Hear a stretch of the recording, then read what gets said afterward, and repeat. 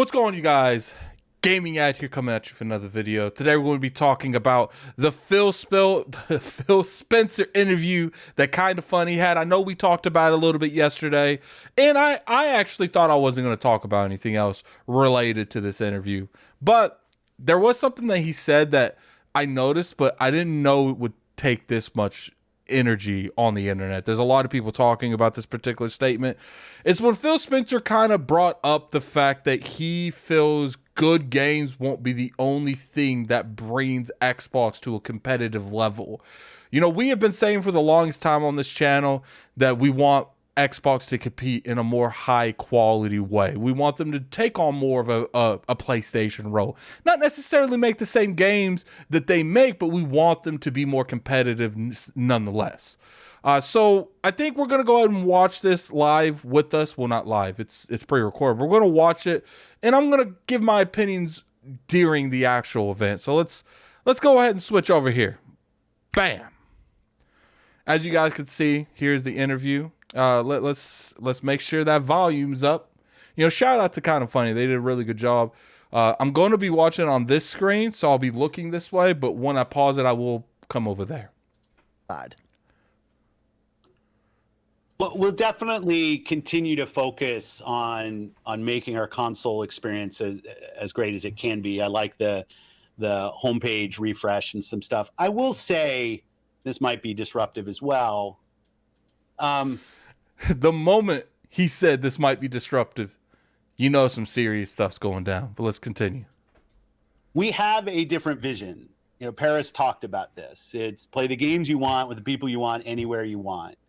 We want Xbox to be something that people who buy our console can feel like they're a member of. Obviously, who are playing on PC, who are playing on cloud, that they feel like they're full members of our ecosystem. Game Pass players can play on many different devices, and we remain fully committed to that. We're not in the business of out-consoling Sony or out-consoling Nintendo.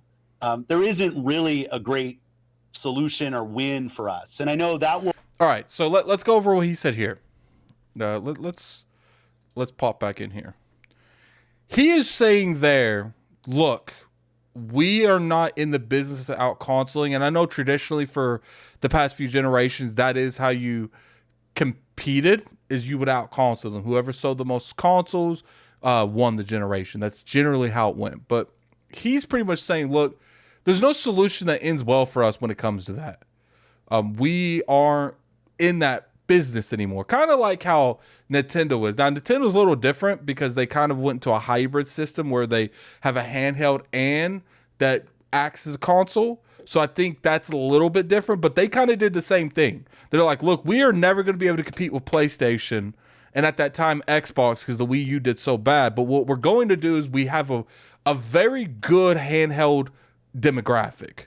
And look at it from like the PS Vita. How much effort did Sony put? I would say towards the end, they had almost zero effort, but they did try that market for a while. And I think there's a lot of reasons why they didn't succeed there. But Nintendo was not an easy person to fight in the handheld market. And they're just looking at it on, we had the Wii U that was kind of trying to do a hybrid, but you still had to be close to the actual system. What we're going to do now is we're going to get rid of that dock, that console, which was initially the console, the dock for the Wii U gamepad, and we're just going to make the gamepad its own console. Now, some people could say it's a handheld. Some people could say it's a console. I think it's both. And that's okay that they did something different because they felt like that was the only way they could compete, and that's why they did that type of system different. They did the handheld market that they've been dominating. They bought that to the console itself with the dock, and they made its own version of a handheld. They did something different in the console space, and I think that's what Microsoft is saying here. They're like, look, there is nothing we can do to compete with PlayStation in this area. I disagree, but we're going to go ahead and keep watching. Well, upset a ton of people, but it's just the truth of the matter is that when you're third place in the console marketplace and the top two players are as strong as they are and have in certain cases, very, very discrete focus on doing deals and other things that will that kind of make being Xbox hard for us as a team. That's on us, not on anybody else. All right, let's talk about that. He said, look, we are in third place.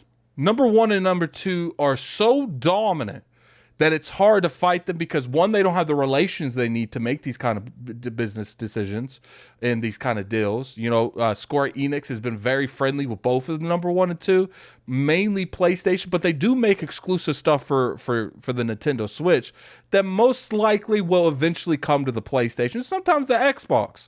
And they're like, they don't really do that anymore when it comes to Xbox. They don't do the timed exclusive stuff, and I think that's a mistake. I think that is the kind of energy you need to bring to the table when you're dealing with someone like a Nintendo and someone like a PlayStation that has no problem doing it. If your competition will do it, Xbox, you need to do it too. But let's move on.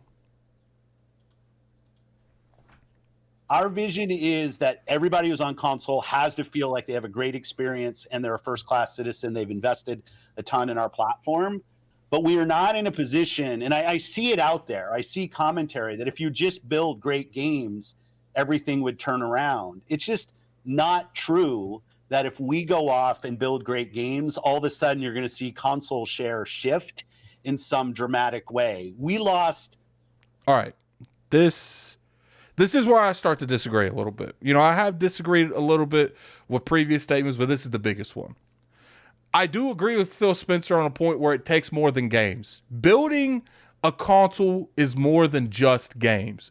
Games is the biggest factor by far. You make good games, you're going to get along the way. But to me, if exclusive games was the end-all be-all, it would have outsell Call of Duty every year. It would outsell any third party every year. And by the end of the generation, there would be huge portions of these exclusives that are at the top of those NPD sales. Now, it does sell well. You know, in the 360 generation I looked, it was like the 9th or 10th was Halo 3. So they do sell very well. But guess what the first 5 was? Like GTA 5 and a bunch of CODs. So I do agree with them to a degree. That it takes more than console games, exclusive console games, to sell a generation. But at the same time, if you started making extremely quality games and you're doing it consistently, Microsoft, and I think that's the biggest thing, consistently, you were making really high quality games. Sure, would that eliminate 100% of your problems in the industry? No. But when you have stuff like Redfall that is being counterproductive to what your competition is doing. You know, we have Zelda coming out next month. We have Final Fantasy 16 coming out the next month. Well, we have Zelda coming out this month, and we have Final Fantasy 16 coming out next month. We just had God of War a couple months ago. Very fantastic game, 90 plus Metacritic. Zelda, most likely we know that's a 90 plus Metacritic. And then you have something like Redfall, which, you know, is definitely underwhelming for someone like me. And it's sitting at like a 59. That's for perception. I've said multiple times, perception is key. That perception is not good. So it is up to you to filter through the stuff that you think is going to mess with that perception. And Redfall is one of those games that should have had more time to really captivate what it was trying to do. Let's continue. The worst generation to lose in the Xbox One generation, where everybody built their digital library of games. So when you go and you're building on Xbox, we want our Xbox community to feel awesome.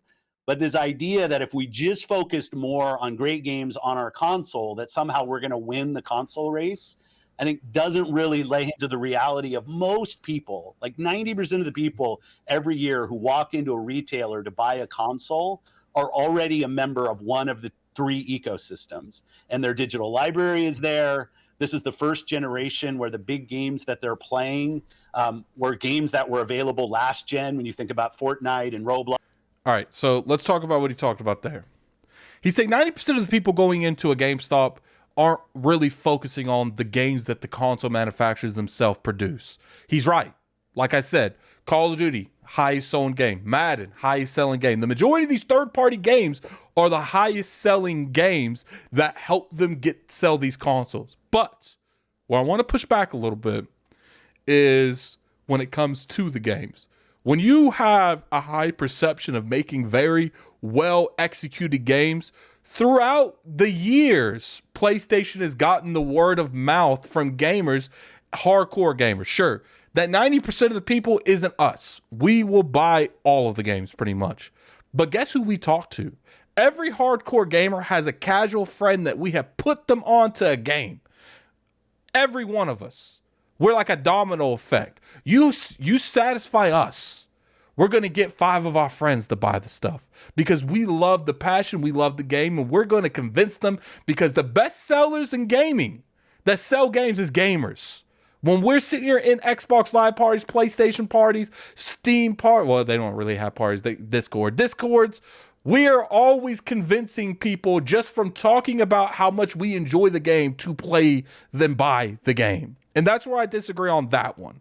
I do understand when it comes to, I've said multiple times on this channel, Call of Duty sells more game consoles in this generation, the last generation, and the generation before that than any of these console exclusives. Now, I do have people push back on the 360 with stuff like Gears of War, stuff like Halo. Look, those are decent standoffs. Those are decent exceptions. I will give it to Halo and Gears, but once again, go look at the 360's top sales. All the top ones, besides GTA, and I think there's one above that, they're all Call of Duty. So they sold way more than anything else. And you could say that the 360 put the Call of Duty on, but I think it was both. It was both. Let's be real here. Now, when he talks about you can't just build the games and the digital market, you know, he feels like last generation was the worst generation you could lose. And I agree with him. We have a lot of people that have went out and bought these digital. They were, especially with game sharing, people are more open to buying digital games. Now, Addict, what's the difference between a digital game and a physical game? Well, when you have a physical game, yeah, I have one right here. This Pokemon game right here. So this is a physical game of Pokemon. I think this is Scarlet. So this game right here, people act like, let's say I have an entire Xbox and PlayStation versions of these. The difference between this and the games in this Xbox right here is the fact that the digital games in this Xbox is stuck on this thing. I can't do nothing with them. I can take these and still trade them in. Sure, by the end of the generation and the next console comes out, or if I just want to trade a bunch of them off, their value is going to be lowered. But I feel like I still have value in this because I could take this to GameStop right now, especially since it's a Nintendo game, and get like $30-$40 for it. These games are staying here. So when you go to get another console and you're looking at all these games that you have bought throughout the years, and sure, you're never going to play them. Let's be real here. You're never going to play the majority of these games. You still feel them are valued to you because you spent money on that. So I got games on PlayStation. I got games on Xbox. You know, I would say way more on this Xbox than the PlayStation, but let's say I didn't have any on PlayStation. And that's the case for most, especially what Phil Spencer's talking about. The majority of people that are on PlayStation that would switch to an Xbox from last generation, from the PlayStation 4, and have all these digital media games, why would they leave that library when they could play them on the PlayStation 5? Let me ask you that. Let's go on. Blocks and Minecraft, like the continuity from generation to generation is so strong. I see a lot of pundits out there that kind of want to go back to the time where we all had cartridges and discs and every new generation was a clean slate and you could switch the whole console share. That's just not the world that we are in today. There is no world where Starfield's an 11 out of 10 and people start selling their PS5s. That's not going to happen. So what we have to do, and we have this unique vision because we see what creators want to do. Creators want to build games that can meet players on any screen. People play with. That's pretty much all we're going to talk about. I don't really want to pick apart anything else. So let's talk about the Starfield statement. Phil Spencer thinks that having an 11 out of 10 Starfield, man, if you had an 11, The first 11, I know it's a joke. I know he was just throwing a number out there. But if you got your first 11 out of 10 games, that's gonna do numbers. But anyway, he's just pretty much saying if you had a really, really good game, like a 9.7 on Metacritic, that it wouldn't just get everybody to go sell PlayStations. All right, I get that. He's right. No one's going to go out there and sell PlayStation because one game known as Starfield does well. But you know what would happen? You know what could happen? You start getting the perception of people to stop looking at the Xbox that it doesn't make good games because you have gave this perception for so long, and you can at least make them go out and get a platform just for that game. People buy platforms for one game all the time. Zelda does it every year. If Starfield is a good enough game, sure, they're not going to buy a PlayStation, but guess what? You can get them out there and buy an Xbox or play it on PC. And that's the biggest thing here, because you got to be in their house before you can replace their primary console. Sure, right now with just one game, they're probably not going to stop playing that PlayStation. But guess what? If you start releasing better games and you hit that like 80 to 85 to 90 Metacritic more often, which they've been doing pretty good Metacritic. We can't say they haven't, but with this particular instance, that's what he's talking about. If you hit these 85s and aboves every time, every month, every 3 months, bam, bam, bam, guess what's going to happen? They're going to look at that game and be like, I need to stay on Xbox because it gives me games to play. I can get this Game Pass and I can play these amazing games throughout the year. Slowly but surely, throughout years of doing this, you're going to slowly replace PlayStation as a primary platform. The difference is PlayStation might not have games every month. They might not have games every 3 months. But when that game comes out, it stops the internet. Everyone's talking about it. Everyone is going crazy about it. That's the difference. If you can do that consistently every year, that's the biggest thing I disagree with Phil Spencer on. You could easily, eventually, as long as the content and the quality is still up, you would eventually start to replace people's primary platforms with the Xbox. And their secondary platform, you'll pretty much flip it. People buy a PlayStation to play their favorite games that PlayStation makes on top of the games they're already playing, such as 2K, Madden. A lot of people still play GTA. You can have that same mentality on Xbox. So if you get this Game Pass, which is something that PlayStation doesn't have to that degree, and you really go in on the quality, people will play Xbox more and more, and before you know it, their PlayStation isn't in the bedroom anymore. It's in the basement. And it's not like in a box. It's like in a TV, the man cave. It's not the primary place they play, or the TV in the living room. And the Xbox is hooked up in the primary place, and they get that PlayStation when those PlayStation bangers come out. But the biggest thing is, the reason I disagree with Phil Spencer so much is all of this revolves around games. When you have good quality consistency, not just good quality games, consistent good quality games throughout the next couple of years, people will start to look at you more often, and they will be on you more often, and they'll be on the other console less often. I've always said it. I've said it over and over again, and I'll keep saying it over and over again. It doesn't matter what you do. It matters what's the last thing you did. And when they look at the Xbox platform, they're going to think of Redfall. They're going to think of all the negativity surrounded by this game. And when they look at PlayStation, they're going to think of God of War. What do you think is going to be a better perception? You make good games, gamers will come. Sure, there's exceptions that I feel like the media has gotten wrong for the most part. But for the most part, it's always been you make good games, they will come. And that's the same thing with here. I agree with Phil Spencer in a lot of things he said in this interview. I even agree with Phil Spencer when he said about the games, you can't just make good games, because there's more to making a platform and making a console than just making quality games. You got to do a lot. You got to do communication, relationships, all this stuff PlayStation has done really well, besides maybe communication. But relationships, it's the reason they get Final Fantasy pretty much exclusively on their platform, because of the relationship with Square Enix. He's not wrong on that. There's more things you need to do than just make good games. But the core of this problem is good games, and that's where I'll stand. But put in the comment section below what you guys feel. I know this is a long video. I apologize for that. If you guys definitely showed up here, It's you in the 20 minute mark, guys. I appreciate it. Put in the comment section below how you guys feel about this. And until next time, this is Gaming Addict. I'm out of here. Peace. And thanks, Kind of Funny, for the content. Out of here.